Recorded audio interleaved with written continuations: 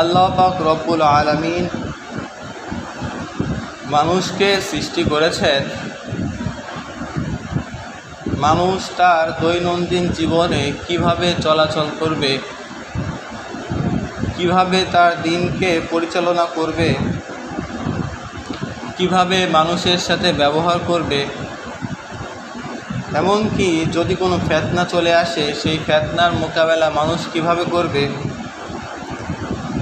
শিরিক থেকে কিভাবে মানুষ মুক্ত থাকবে, সমস্ত প্রকার পদ্ধতি আল্লাহ পাক রব্বুল আলামিন মানুষকে জানিয়ে দিয়েছেন।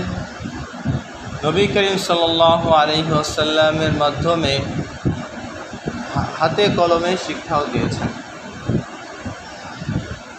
বর্তমান সময়ে সবথেকে বড় যে সমস্যা সেটা হচ্ছে সমাজের ভিতরে অনৈতিক কর্মকাণ্ড, সমাজের মধ্যে অশ্লীল কর্মকাণ্ড, সমাজের ভিতরে নানান প্রকার ফিতনা যেভাবে ছড়িয়ে পড়েছে। এই ফিতনা, এই অশ্লীলতা এবং এই অনৈতিক কর্মকাণ্ডগুলোকে এই দুনিয়া থেকে শেষ করে দেওয়ার জন্য যে পন্থা সেটাও আল্লাহ পাক রব্বুল আলামিন শিখিয়ে দিয়েছেন। আমি যে কোরআনের আয়াত তেলাওয়াত করেছি, আল্লাহ পাক রব্বুল আলামিন এই কোরআনের আয়াতের মধ্যে সমাজ সংস্করণের যে পদ্ধতি, এই পদ্ধতি আল্লাহ পাক রব্বুল আলামিন বলে দিয়েছেন। আমাদের বর্তমান যুগে যে সমস্ত পার্টিগুলো আমরা দেখতে পাই বা যে সমস্ত দল আমরা দেখি, যে সমস্ত সংগঠন বা সংস্থা দেখি, প্রত্যেক সংস্থা বা প্রত্যেক পার্টি, প্রত্যেক দল, প্রত্যেকটা দল, প্রত্যেকটা সংগঠন, এদের মূল টার্গেট হচ্ছে, মূল লক্ষ্য হচ্ছে সমাজ সংস্করণ করা, সমাজকে ঠিক করা, সমাজকে ধর্ষণ থেকে মুক্ত করা। প্রত্যেকটা রাজনীতিবিদ বলেন, প্রত্যেকে ভোটে যাওয়ার আগে এই কথা বলে, আমি ক্ষমতায় যাওয়ার পর এই দেশ থেকে ধর্ষণ মুক্ত দেশ গড়ব, খুন মুক্ত, সন্ত্রাস মুক্ত দেশ গড়ব, মাদক মুক্ত দেশ গড়ব। প্রত্যেক সংগঠন, প্রত্যেকটা সংস্থা, প্রত্যেকটা দল, প্রত্যেকটা পার্টির এই একই স্লোগান। প্রত্যেকটা পার্টির কি একই স্লোগান, যদি আমি এটা হইতে পারি তাহলে এই মুক্ত করব। প্রত্যেকের একই স্লোগান যে সমাজটাকে সংস্করণ করা, সমাজকে কী করা, সংস্করণ করা। এখন মানুষ সমাজটাকে সংস্করণ করবে এরকম দল সারা দেশে হাজার হাজার আছে, কিন্তু এই হাজার হাজার দল দেশটাকে সংস্করণ করার পরিবর্তে দেখা যায় তারা ঠিকই ক্ষমতায় গিয়েছে, যদিও অনেক সময় সন্ত্রাস দমন বা অনেক প্রকারের চেষ্টা ফিকির যদিও তারা করে, সেগুলো করার পরেও দেখা যায় দেশে সন্ত্রাস বাড়তেছে, দেশে ধর্ষণ বাড়তেছে, দেশে যত রকমের অনৈতিক কর্মকাণ্ড সব কিছু বাড়তেছে, বরং কমতেছে না। কী হচ্ছে না? কমতেছে না। তো এগুলোর মূল কারণ কি? এগুলোর মূল কারণ কি? এই মূল কারণ হচ্ছে আল্লাহ পাক রব্বুল আলামিন বলেন, ইয়া আইয়ুহাল্লাযীনা আমানু, হে ঈমানদারেরা, আলাইকুম আনফুসাকুম, তোমরা নিজেদের প্রতি কী করো? লক্ষ্য করো, নিজেদের দিকে নিজেদেরকে বাঁচাও। লা ইয়াদুররুকুম মান দাল্লা ইযা ইহতাদাইতুম, লা ইয়াদুররুকুম মান দাল্লা ইযা ইহতাদাইতুম, যে কিসের থেকে বাঁচাও? নিজেদেরকে হেফাজত করো, সত্য পথে চলো। সত্য পথে চললে কি হবে? যে অনিষ্ট যারা করে এগুলো তোমার কোনো ক্ষতি করতে পারবে না। তা আল্লাহ পাক রব্বুল আলামিন এই আয়াতের মাধ্যমে মানুষকে শিখাইলেন যে আগে নিজে কী করো? ঠিক হও, আগে নিজে বাঁচো, নিজে যখন ঠিক হবা তাহলে কি হবে, কোনো অনিষ্টতা কোনো খারাপই তোমার কোনো ক্ষতি করতে পারবে না। কিন্তু আমাদের সমাজে দেখা যায় যে এত হাজার হাজার সংগঠন, হাজার হাজার দল, এত প্রচেষ্টা, এত কিছু করার পরেও ঠিক হচ্ছে না। মূল কারণ হচ্ছে সে নিজেই ঠিক হয় না। যে নেতৃত্ব দেয় সে নিজেই ঠিক না। বলে যে সন্ত্রাসমুক্ত দেশ গড়বে, দেখা যায় নিজেই সন্ত্রাসী করে। চাঁদামুক্ত দেশ গড়বে, দেখা যায় নিজেই চাঁদাগিরি করে। তাহলে নিজের ভিতরেই যদি সব কিছু দোষ থাকে তাহলে সে যতই নেতৃত্ব দিক এই সমাজ কিন্তু পরিবর্তন হবে না। এই জন্য কোরআনের দিকে তাকালে দেখতে পাই যে সমাজকে যদি সংস্করণ করতে হয়, সমাজকে যদি সুস্থ এবং সমৃদ্ধিবদ্ধ একটা দেশ, উন্নত দেশ আমরা গড়তে পারি, সেই জন্য আমাদের দরকার নিজেদের প্রত্যেকের যে দোষগুলো আছে এই দোষগুলো নিজের অন্তর থেকে বের করে দিয়ে একদম সঠিক রাস্তায় আসা। কী করা? প্রত্যেকের সঠিক রাস্তায় আসা। দেখেন এত সংগঠন এত কিছু করে, তারপরেও কেন আমরা মূলে পৌঁছাইতে পারি না? মূলে কেন পৌঁছাইতে পারি না? কারণ আমাদের ভিতরে, নিজেদের ভিতরে এই অপরাধগুলো থাকার কারণে একটা লাইন হচ্ছে, ধরেন একতাবদ্ধভাবে সবাই সমষ্টিভাবে কী করতে চায়? সমষ্টিবদ্ধভাবে তারা এই সমাজটাকে পরিবর্তন করতে চায়, সংস্কার করতে চায়। আর এক ধরনের মানুষ তাদের নিজেদের ভিতরে নেফাকি থাকার কারণে হয় কি, সংস্করণের রাস্তাটা বাঁকা হয়ে যায়। আর তাদের ভিতরে নেফাকি থাকার কারণে এই ফেতনাগুলো আস্তে আস্তে উপরের দিকে ওঠে। ফেতনাগুলো কী হয়? আস্তে আস্তে তার গন্তব্যের দিকে পৌঁছায়। ফেতনা বাড়তেছে না? ফেতনা বাড়তেছে, দল বাড়তেছে, সংস্কার করতে চাই সবাই, তারপরেও ফেতনা বাড়তেছে। কারণ আমাদের নিজেদের ভিতরে কি সংস্কার করা হয় না, এই কারণে, নিজেদের ভিতরে নেফাকি থাকার কারণে। তাহলে আমাদের করণীয় কি করতে হবে? তাই একজন মুসলমানের করণীয় হচ্ছে সর্বপ্রথম সে নিজেকে দেখবে। প্রতিটা দিন, প্রতিটা রাত সে একবার বসবে নিজেকে নিয়ে। তাকে নিয়ে, নিজেকে নিয়ে বসবে যে আমি সারাদিনে কতটা অন্যায় কাজ করেছি আর কতটা আল্লাহর হুকুম মেনেছি। এটা নিজেকে ভাগ করতে হবে যে আমি এতগুলো আল্লাহর হুকুম মেনে চলেছি, এতগুলো হুকুম আমি মানি। সাহাবায়ে কেরামদের দিকে তাকাইলে দেখা যায় তাদের এই নিজেদের ব্যাপারে কী পরিমাণ ফিকির ছিল, নিজেদের সংশোধনের বেলায় কী পরিমাণ ফিকির ছিল। হানজালা রাদিয়াল্লাহু তাআলা আনহুর কথা তো অনেক সময় বলেছি যে তার ভিতরে একটু সংশয় হয়েছে, হায় রে, আমি নবী করিম সাল্লাল্লাহু আলাইহি সাল্লামের কাছে থাকলে একরকম মনে হয় এবং নবী করিম সাল্লাল্লাহু আলাইহি সাল্লামের কাছ থেকে সরে গেলে আমার মনটা অন্যরকম হয়ে যায়, তাহলে মনে হয় হানজালা মুনাফিক হয়ে গেছে। এই জন্য তিনি কী করছেন? নবী করিম সাল্লাল্লাহু আলাইহি সাল্লামের কাছে চলে গেছেন। নবী করিম সাল্লাল্লাহু আলাইহি সাল্লামকে বলতেছেন, ইয়া রাসূলুল্লাহ, হানজালা মনে হয় মুনাফিক হয়ে গেছে। হানজালা কী হয়ে গেছে? মুনাফিক হয়ে গেছে। নবী করিম সাল্লাল্লাহু আলাইহি সাল্লাম তাকে বললেন যে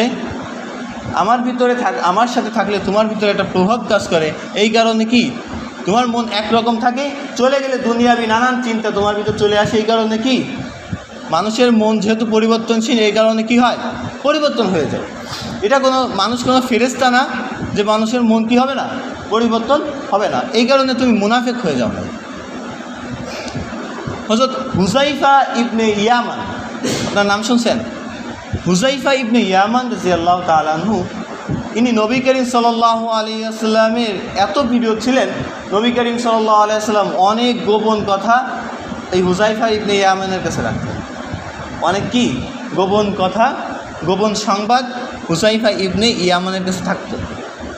হুযায়ফা ইবনে ইয়ামানের কাছে মুনাফিকদের লিস্টও ছিল, মুনাফিকদের লিস্ট ছিল যে কে কে মুনাফিক। সাহাবায়ে কেরামদের ভিতর থেকে কেউ যদি ইন্তেকাল করতেন তখন সাহাবায়ে কেরামরা খুঁজতেন, জানাজা যায় খুঁজতেন হুযায়ফা ইবনে ইয়ামান আসছে কিনা, হুযায়ফা ইবনে ইয়ামান আসছে কিনা খুঁজতেন। যদি হুযায়ফা ইবনে ইয়ামান যদি থাকে তাহলে বোঝা যাবে যে লোকটা আসলে মুনাফিক ছিল না। তাহলে কি লোকটা মুনাফিক ছিল না। হযরত ওমর ইবনে খাত্তাব হযরত আবু বকর সিদ্দিক রাদিয়াল্লাহু তাআলা আনহু এর ওফাতের পর তিনি যখন খিলাফতের দায়িত্ব পান, হযরত ওমর ইবনে খাত্তাব যখন খিলাফতের দায়িত্ব পেলেন, অর্ধ পৃথিবী শাসন করলেন, এই মুহূর্তে এমন কোনো বদমাইশ ছিল না যে ভয় পাইতো না। চুরি করার আগে চোর ভাবতো এটা কিন্তু ওমরের খেলাফত চলে, এটা কিন্তু ওমরের খেলাফত চলে। ধর্ষণকারী ধর্ষণ করার আগে চিন্তা করতো এটা কিন্তু ওমরের খেলাফত চলে।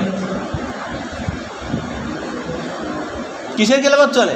ওমরের খেলাফত চলে। চোর ডাকাত সব সোজা হয়ে গেছে ওমর রাদিয়াল্লাহু তাআলা আনহু খেলাফতের কথা শুনে। ওমর রাদিয়াল্লাহু তাআলা আনহু এমন মানুষ ছিলেন, ওমর রাদিয়াল্লাহু তাআলা আনহু কারো ব্যাপারে বড়োয়া করতেন না।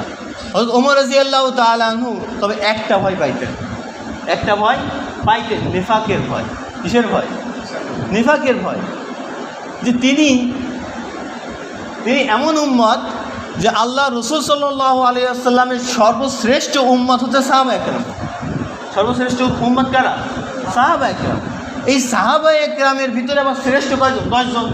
এই 10 জনের ভিতরে আবার শ্রেষ্ঠ কয়জন? 4 জন খলিফা। তার ভিতরে হযরত ওমর রাদিয়াল্লাহু তাআলা আনহু এত বড় সাহাবী, এত কিছু, এত সুসংবাদ, তারপরে নেফাকে কী পাইতেন? ভয় পাইতেন। নিজের অন্তরে ভয় পাইতেন যে হাইরে হুযায়ফার কাছে মনে হয় আমার লিস্ট আছে, এই ভয় পাইতেন। এজন্য হুযায়ফাকে মাঝে মাঝে ডেকে জিজ্ঞাসা করতেন, হে হুযায়ফা, আল্লাহর রাস্তে বলো তোমার লিস্টে ওমর ইবনে খাত্তাবের নাম আছে কিনা? কি বলতেন? ওমর ইবনে খাত্তাবের নাম আছে কিনা? এজন্য সাহাবায়ে কেরামরা দেখাই গেছে যে আগে নিজে সংশোধন হয়েছেন। আগে কি হয়েছেন? নিজে সংশোধন হয়েছেন। হানজালা রাদিয়াল্লাহু আনহু নিজে আগে সংশোধন হয়েছেন। কিন্তু আমাদের ভিতরে হয় কি, নিজে তো সংশোধন হওয়ার দূরের কথা, অন্যকে আরও বেশি কী করি? নিজের ভিতরে হচ্ছে গুনাহ রয়েছে ভরা, কিন্তু অন্যকে যদি আমি ধরেন আমি নামাজ পড়ি না, কি পড়ি না, আমি নামাজ পড়ি না, কিন্তু অন্যকে নামাজের দাওয়াত, তাই ওই দাওয়াত দ্বারা কোনো কাজ হবে না। ওই দাওয়াত দ্বারা কী হবে না? কাজ হবে না। আপনি 1 ওয়াক্ত নামাজ পড়েন আর 4 ওয়াক্ত নামাজ পড়েন না, আপনি দাওয়াত দেন, ওই দাওয়াতে কোনো কাজ হবে না। ওই দাওয়াতে কী হবে না? কোনো কাজ হবে না, কোনো প্রভাব ফেলবে না। আগে কি করতে হবে? নিজেকে সংশোধন করতে হবে। নিজে যখন সংশোধন হবেন তাহলে আপনার কথার দ্বারা কী হবে? কাজ হবে। নবী করিম সাল্লাল্লাহু আলাইহি ওয়াসাল্লাম নামাজ পড়তেন। নবী করিম সাল্লাল্লাহু আলাইহি ওয়াসাল্লাম ইসের ভিতর আসছে, মিশকাত শরীফের ভিতর আসছে, নবী করিম সাল্লাল্লাহু আলাইহি ওয়াসাল্লাম বলেছেন যে আমার নামাজ হচ্ছে আমার চোখের শীতলকারী। কি চোখের শীতলতা? কি নামাজ। নবী করিম সাল্লাল্লাহু আলাইহি ওয়াসাল্লাম নামাজ পড়তেন, তিনি 8 ওয়াক্ত নামাজ পড়তেন, 5 ওয়াক্ত ফরজ নামাজ পড়তেন, তাশরিকের নামাজ পড়তেন, ইশরাকের নামাজ পড়তেন, তাহাজ্জুদের নামাজ পড়তেন, এবং উম্মতদেরকে 5 ওয়াক্ত নামাজ কী বলতেন? ফরজের ব্যাপারে বেশি তাকিদ দিতেন। আগে নিজে আমল করতেন। আগে কী করতেন? নিজে আমল করতেন। আগে নিজে আমল করতেন, পরে দাওয়াত দিচ্ছেন। কিন্তু আমরা নিজেরা নামাজ পড়ি না, 1 ওয়াক্ত নামাজ পড়ে আর 2 ওয়াক্ত নামাজ পড়ে না, নামাজের দাওয়াত দিই। এই নামাজের দ্বারা কি নামাজই পাওয়া যাবে না, কাজ হবে না। আগে নিজেকে কী করতে হবে? সংশোধন করতে হবে। নিজেকে যদি সংশোধন করি তাহলে কি সমাজও কী হবে? পরিবর্তন হবে। ওই যে তেলাওয়াত করেছি, ইয়া আইয়ুহাল্লাযীনা আমানু আলাইকুম আনফুসাকুম, যে আগে কী করতে হবে? নিজেদেরকে কী করতে হবে? নিজের দিকে তাকাইতে হবে, নিজেকে সংশোধন করতে হবে। নিজেকে কী করতে হবে? নিজেকে আগে সংশোধন করতে হবে। নবী করিম সাল্লাল্লাহু আলাইহি ওয়াসাল্লাম, এখন দেখা যায় অনেকে যাকাত দেয় না, আবার অনেক বড় বুজুর্গ বসে কী করে? ওই একটা মাহফিল হইলে প্রধান চেয়ার তার, অথচ বেচারা উনি যাকাত দেন, উনি কী জানেন না? যাকাত দেন। নবী করিম সাল্লাল্লাহু আলাইহি ওয়াসাল্লামের সময় নবী করিম সাল্লাল্লাহু আলাইহি সাহাবা একরামরা বলতেছেন, তো নবী করিম সাল্লাল্লাহু আলাইহি ওয়াসাল্লাম নামাজে দাঁড়াইছেন, ইকামত দেওয়া হয়ে গেছে, নবী করিম সাল্লাল্লাহু আলাইহি ওয়াসাল্লাম হঠাৎ চলে গেছেন ঘরের ভিতরে, ঘরে চলে গেছেন। সাহাবা একরামরা জিজ্ঞেস করলেন, ইয়া রাসূলুল্লাহ, আগে তো এরকম হয় নাই, ইকামত হয়ে গেছে, আপনি ঘরে চলে গেছেন, আবার কিছুক্ষণ পরে আসলেন, আসলে কী কারণে এই ঘটনা ঘটছে? নবী করিম সাল্লাল্লাহু আলাইহি ওয়াসাল্লাম বলছেন যে আমার ঘরের ভিতরে 60টা দিনার পড়েছিল। 60টা কী ছিল? দিনার পড়েছিল। কিন্তু ওই দিনার ঘরে রেখে আমি নামাজ পড়তে আল্লাহর সামনে আমার লজ্জা লাগতেছে, এই কারণে আমি ওই 7 দিনার দান করে এসে, সদকা করে এসে তারপরে নামাজ। নবী করিম সাল্লাল্লাহু আলাইহি ওয়াসাল্লাম আগে আমল করছেন, আগে দেখাইছেন, তারপরে উম্মতকে বলছেন যে তোমাদের সম্পদের 40 ভাগের 1 ভাগ কী করো? জাকাত দাও। কী করো? 40 ভাগের 1 ভাগ জাকাত দাও। আগে কী করছেন? নিজে আমল করছেন। আগে কী করছেন? নিজে আমল করছেন। আপনারা অনেকেই জানেন আহজাবের যুদ্ধের সময় পরীক্ষা খনন করা হয়েছিল, পরীক্ষা খনন করা হয়েছিল। নবী করিম সাল্লাল্লাহু আলাইহি ওয়াসাল্লাম ছিলেন ওই সেনাদলের এক সেনাপ্রধান। নবী করিম সাল্লাল্লাহু আলাইহি ওয়াসাল্লাম নেতৃত্ব দিচ্ছিলেন। নবী করিম সাল্লাল্লাহু আলাইহি ওয়াসাল্লামের কথাতে ছিল নবী করিম সাল্লাল্লাহু আলাইহি ওয়াসাল্লাম সেনাপ্রধান, তিনি একটু আরাম করলেন, কিন্তু তা করেছিলেন বরং না, প্রত্যেকটা সাহাবী যতটুকু কাজ করেছেন নবী করিম সাল্লাল্লাহু আলাইহি ওয়াসাল্লাম ওর থেকে কম করেন নাই। নবী করিম সাল্লাল্লাহু আলাইহি ওয়াসাল্লাম নিজেও কী করছেন, অতটুকু করছেন। ওই সময় পরীক্ষা খননের সময় সাহাবায়ে কেরাম এত ক্ষুধার্ত হয়েছে, সাহাবায়ে কেরাম পাথর বাঁধতেছিলেন। পাথর কি বেঁধে বেঁধেছিলেন। নবী করিম সাল্লাল্লাহু আলাইহি সাল্লামের কাছে এক সাহাবী গেছেন, নবী করিম সাল্লাল্লাহু আলাইহি সাল্লামকে বলতেছেন, ইয়া রাসূলুল্লাহ, ক্ষুধার যন্ত্রণায় তো আর টিকতে পারি না, বুকের পেটে তো পাথর বেঁধে রাখছি। নবী করিম সাল্লাল্লাহু আলাইহি সাল্লাম তার জামা সরায় দেখাইলেন 2টা পাথর নবী করিম সাল্লাল্লাহু আলাইহি সাল্লামের পেটে বাঁধা। নবী করিম সাল্লাল্লাহু আলাইহি সাল্লামের পেটে 2টা বাঁধা। তো নবী করিম সাল্লাল্লাহু আলাইহি সাল্লামের আদর্শ তো এটা, আগে নিজে করো, আগে কি করো, নিজে আমল করো। আর নিজে আমল করার দ্বারা কী হবে, সমাজ পরিবর্তন হবে। আপনি অন্যের উপরে অন্য মানুষ খারাপ, অন্য মানুষ এই হ্যান ত্যান, নিজের ভিতরে দোষ থাকলে আপনি সমাজকে পরিবর্তন করতে পারবেন না। অমুক দোষ দিবে, অমুক আপনাকে দোষ দিবে, পরিবর্তন আপনার হবে না, তার হবে না। আগে কি করতে হবে, নিজেকে পরিবর্তন করতে হবে। ফাতেমা রাদিয়াল্লাহু তাআলা আনহা, খাইবারের যুদ্ধ হয়ে গেছে, নবী করিম সাল্লাল্লাহু আলাইহি ওয়াসাল্লাম সব ভাট বটোয়ারা করে সবাইকে দিচ্ছেন। ফাতেমা রাদিয়াল্লাহু তাআলা আসছেন, নবী করিম সাল্লাল্লাহু আলাইহি ওয়াসাল্লামের কাছে হাত দেখাচ্ছেন যে আটা বিছতে বিছতে কী হয়ে গেছে, হাটে খোলা পড়ে গেছে এবং পানির মস্ত বইতে বইতে বক্ষে কী হয়ে গেছে, দাগ হয়ে গেছে। আমাকে একটা বাদি দেন, আমাদের একটা কী দেন, বাদি দেন। নবী করিম সাল্লাল্লাহু আলাইহি ওয়াসাল্লাম বলছেন যে মানুষ মুসলমানদের ভিতরে আগে ভাগ বটরা হয়ে যাক, তারপরে মুহাম্মাদের জন্য যদি বেঁচে থাকে, তারপরে মুহাম্মদ তার পরিবার পাবে। তারপর কে পাবে, মুহাম্মদ তার পরিবার পাবে। নবী করিম সাল্লাল্লাহু আলাইহি ওয়াসাল্লামের শিক্ষা তো এটা ছিল, নবী করিম সাল্লাল্লাহু আলাইহি ওয়াসাল্লামের শিক্ষা এটাই ছিল। যদি এটা প্রত্যেকটা মানুষ তার অন্তরের ভিতর ধারণ করতে পারে, তাহলে এই সমাজ সংস্করণ করা একদম সোজা, সমাজ ঠিকই হয়ে যাবে, সমাজ ঠিক। আবার যারা এরকম করে যে নিজেদের ভিতরে নেফাকি থাকে, অথচ কী করে, মানুষকে কী করে, দাওয়াত দেয়। নিজের ভিতরে গুনাহ আছে, নিজের ভিতরে দোষ আছে, অথচ মানুষকে দাওয়াত দেয়। আল্লাহ রসুল সাল্লাল্লাহু আলাইহি ওয়াসাল্লাম বলছেন, মান ক্বালা হালাকা, যে ব্যক্তি বলবে মানুষ তো ধ্বংস হয়ে, কী বলবে, মানুষ ধ্বংস হয়ে গেছে, মানুষ শেষ হয়ে গেছে। আল্লাহ রসুল সাল্লাল্লাহু আলাইহি ওয়াসাল্লাম, ফাহুয়া, সে নিজেই ধ্বংস হয়ে গেছে। কি সে, কি সে কেমন যেন নিজেই ধ্বংস, সে কি নিজেই ধ্বংস। যে বলবে যে নিজের ভিতরে নেফাকি রেখে যে ব্যক্তি মানুষকে ধ্বংসের কথা বলবে, সে কেমন যেন কি নিজেই ধ্বংস হয়ে গেছে।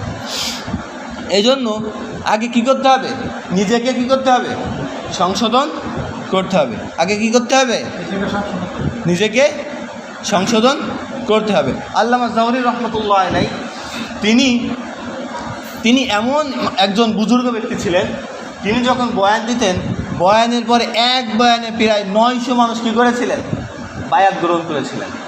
এক বয়ানে কী করেছিলেন, 900 মানুষ বায়াত গ্রহণ করেছিলেন। এরকমভাবে সমাজকে যদি ঠিক করতে হয়, আগে নিজেকে কী করতে হবে, পরিবর্তন হইতে হবে।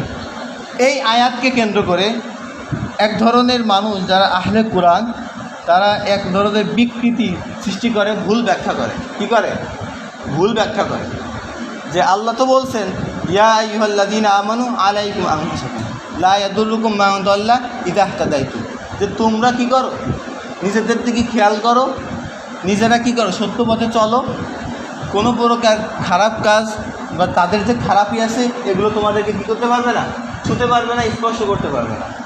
এখন এই আয়াতকে বিকৃতি করে এক ধরনের যারা আহলে কোরআন, তারা বলে যে আল্লাহ পাক তো বলছে যে নিজেকে সংশোধন হইতে, কিন্তু অন্য মানুষ যদি খারাপ কাজ করে, আল্লাহ তাআলা তো এটা বলেন নাই বাধা দিতে।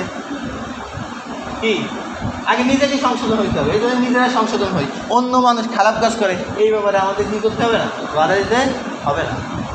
আবু বকর সিদ্দিক রাদিয়াল্লাহু তাআলা আনহু জানতেন যে এইরকম একটা নিফাক হবে, এরকম একটা ফিতনা হবে। এই জন্য আবু বকর সিদ্দিক রাদিয়াল্লাহু তাআলা আনহু বলেছেন, আল্লাহ পাক রব্বুল আলামিনের হাবিব তিনি জানিয়ে দিয়েছেন আবু বকর সিদ্দিক রাদিয়াল্লাহু তাআলা আনহুকে, এবং আবু বকর সিদ্দিক এই উম্মতের উদ্দেশ্যে তিনি বলেছিলেন যে আন আবি বকর সিদ্দিক রাদিয়াল্লাহু তাআলা আনহু, তিনি বলেছেন, ক্বালা, তিনি বলেছেন, কি বলেছেন, তিনি কি বলেছেন, ইয়া আইয়ুহান নাস, ইয়া আইয়ুহান নাস, হে মানুষেরা, হে মানুষেরা, ইন্নাকুম তাকরাউনা হাযিল আয়া, ইন্নাকুম তাকরাউনা হাযিল আয়া, যখন তোমরা এই আয়াতকে পড়বে, যখন তোমরা এই আয়াতকে পড়বে, কোন আয়াত পড়বে?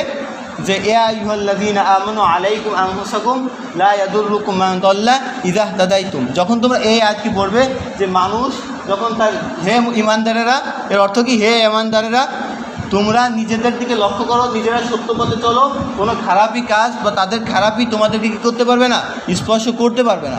তারপরে আবার বলছেন, ওয়াইন্নী সামিআতু রাসূলুল্লাহি সাল্লাল্লাহু আলাইহি ওয়াসাল্লাম ফাকালা ইন্নান নাস, নবী করিম সাল্লাল্লাহু আলাইহি ওয়াসাল্লাম থেকে আমি শুনেছি, নবী করিম সাল্লাল্লাহু আলাইহি ওয়াসাল্লাম বলেছেন, নিশ্চয় মানুষেরা ইয রাআয যালিম, ইয রাআয যালিম, যখন মানুষেরা জালেমকে দেখবে, যখন মানুষেরা কী করবে? জালেমকে দেখবে। জালেমকে দেখবে অর্থ হচ্ছে যখন কোনো মানুষকে জুলুম করতে দেখবে, তখন ওই জালিমকে ফালাম ইয়াখুযু আলা ইয়াদাইহি, তার হাতটাকে পাকড়াও করবে না। পাকড়াও করবে না অর্থ হচ্ছে তার এই কর্মকাণ্ড থেকে, এই জুলুম থেকে যদি ওই ব্যক্তি তাকে বাধা প্রদান না করে, আউশাকা যে আল্লাহ পাক রব্বুল আলামিন অচিরেই সে যে বাধা প্রদান করবে না, আল্লাহ পাক রব্বুল আলামিনের আযাবে অচিরেই সে পতিত হবে। আল্লাহ পাক রব্বুল আলামিনের আযাবে সে অচিরেই পতিত হবে। সুতরাং বোঝা গেল যে আবু বকর সিদ্দিক রাদিয়াল্লাহু তাআলা আনহু তিনি জানতেন যে পরবর্তীতে ফিতনা হতে পারে, এই জন্য উম্মতের মাঝে নবী করিম সাল্লাল্লাহু আলাইহি ওয়াসাল্লাম থেকে যে হাদিসটা শুনেছেন এটা বলেছেন। সুতরাং এ চিন্তা করা যাবে না যে আল্লাহ পাক রব্বুল আলামিন তো শুধু আমাকে নিজেকে সংশোধন করতে বলছে, এই কারণে কি করব না, অন্যকে কি করব না, অন্যের জুলুম থেকে আমি কি করব না, বাধা প্রদান করব না, এই সুযোগ কি, এই সুযোগ নেই। এই জন্য সমাজকে যদি ঠিক করতে হয়, সমাজকে যদি পরিবর্তন করতে হয়, সমাজকে যদি আবার আগের জায়গায় ফিরিয়ে নিতে হয়, নবী করিম সাল্লাল্লাহু আলাইহি ওয়াসাল্লামের সময়কাল যুগে যে নবী করিম সাল্লাল্লাহু আলাইহি ওয়াসাল্লাম মাত্র 23 বছরে যে মানুষের ভিতরে এই মানুষের অন্তর যেভাবে জয় করেছিলেন, মানুষ নবী করিম সাল্লাল্লাহু আলাইহি ওয়াসাল্লামের এই পথ চলা, নবী করিম সাল্লাল্লাহু আলাইহি ওয়াসাল্লামের যে রূপরেখা মানুষকে শিখিয়ে দিয়েছিলেন, মাত্র 23 বছরে একদম পুরা জাজিরাতুল আরবের সমস্ত রূপরেখা নবী করিম সাল্লাল্লাহু আলাইহি ওয়াসাল্লাম 23 বছরের ভিতরে পরিবর্তন করে দিয়েছিলেন। মাত্র 23 বছরের ভিতরে কী করে দিয়েছিলেন? পরিবর্তন করে দিয়েছিলেন।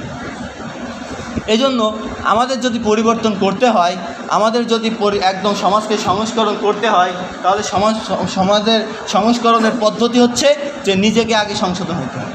নিজেকে কী করতে হবে? নিজেকে আগে সংশোধন করতে হবে। অন্যের দোষ চর্চা করার আগে নিজের দোষকে কী করতে হবে? চর্চা করতে হবে। নিজের দোষ দেখতে হবে যে আমার ভিতরে এই নেফাকি আছে, আমার ভিতরে এই জিনিস আছে, এইগুলোকে কী করতে হবে? শেষ করতে হবে। আগে নিজেই শেষ করতে হবে, তারপরে কি করতে হবে? অন্যকে দাওয়াত দিতে হবে। আর যদি অন্যায় কোনো কিছু দেখি তাহলে কি করতে হবে? প্রতিবাদ করতে হবে। প্রতিবাদ যদি না করি তাহলে কি করতে হবে? কী হবে? আল্লাহ পাক রব্বুল আলামিনের ওই কঠিন আযাবে আমাদেরকে কী করতে হবে? আল্লাহ পাক রব্বুল আলামিনের ওই কঠিন আযাবে আমাদের পতিত হইতে হবে। এই জন্য আমাদের সব সময় খেয়াল রাখতে হবে যে আমাদের দ্বারা কোনো গুনাহ হচ্ছে কি না, আমার ভিতরে কোনো খারাপই আছে কি না। আল্লাহ পাক রব্বুল আলামিন আমাদের সকলকে আমাদের সহিহ এবং কোরআনের আয়াতের দ্বারা যে ব্যাখ্যাগুলো দেওয়া হয়েছে এবং হাদিসের দ্বারা যে মর্ম আমাদের সামনে উপস্থাপন করা হয়েছে, এর পরিপূর্ণ নূর এবং পরিপূর্ণ আমল করার আমাদের তৌফিক দান করুন।